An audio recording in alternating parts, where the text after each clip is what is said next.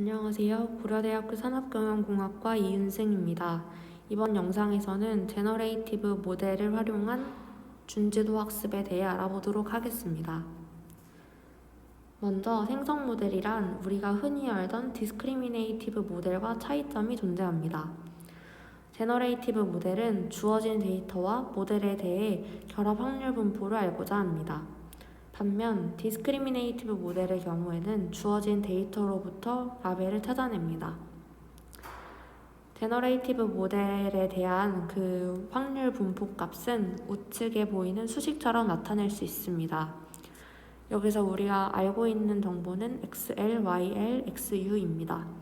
하지만 이를 계산을 수월하게 하기 위해서 우리가 찾고자 하는 YU를 추가해주고 우리는 이 정보를 모름으로 마지널라이즈드한 형태로 식을 변형해줍니다. 먼저 제너레이티브 모델의 가장 대표적인 모델으로는 가우시안 믹스처 모델이 있습니다. 이 모델의 경우에는 데이터가 생성되었을 가능성이 높은 분포를 찾아내는 것입니다. 라벨드 데이터에 대해서는 이 세타, 분포의 정보를 담고 있는 세타가 트리비얼하지만 언레이블드 데이터에 대해서는 히든 베리어블인 y가 있기 때문에 EM 알고리즘으로 로컬 옵티마를 찾아내야 합니다. EM 알고리즘 과정을 자세히 살펴보자면 먼저 이 스텝에서는 기존에 우리가 이니셜라이즈한 라벨드 데이터를 통해 얻은 세타 값으로 각 범주에 속할 확률을 계산한 후 라이클리우드가 큰 쪽으로 라벨을 부여하게 됩니다. 이후에 M스텝에서는 라벨된 데이터로 분포를 추정하고 컨피던스 스코어가 높은 비율대로 라벨을 할당하게 됩니다. 이 과정은 그 세타를 업데이트하는 과정이라고 볼 수 있습니다. 다음으로는 딥 제너레이티브 모델입니다. 여기에서 총 3가지 종류의 베리에이셔널 오토엔코더 모델을 제안하였는데요. 그 중에 대표적인 2개를 이 슬라이드에 실었습니다. 먼저 M1VAE입니다. 이 모델은 라벨과 언라벨 상관없이 그 X 데이터만을 활용하여 인코더를 학습하게 됩니다. 그렇게 되면 이 인코더로 라벨드 데이터를 인풋으로 넣었을 때 얻은 그 레이턴트 베리어블 Z와 그 라벨드 데이터의 Y를 통해서 슈퍼바이스드 모델을 학습하게 됩니다.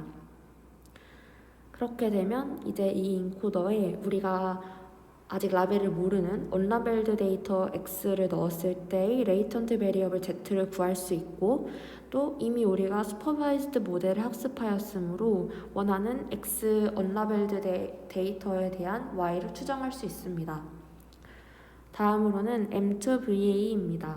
여기서는 라벨과 언라벨에 대한 학습 과정에 차이가 생기게 됩니다.